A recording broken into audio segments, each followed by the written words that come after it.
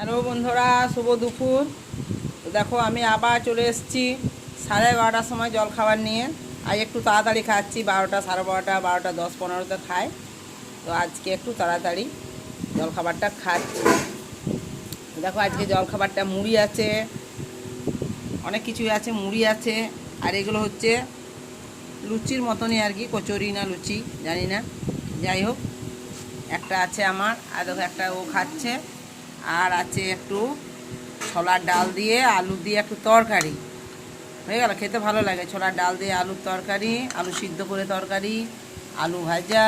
আর এগুলো হচ্ছে আমার কুমড়ো ফুলের বড়া, পেঁয়াজ দিয়ে কাঁচা লঙ্কা দিয়ে কুমড়ো ফুলের বড়া।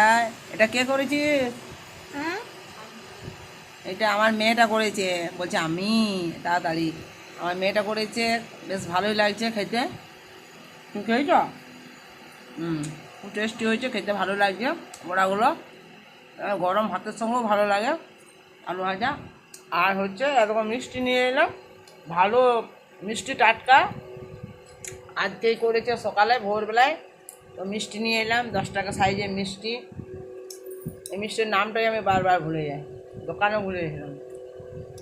কালো জাম, লাই কালো জাম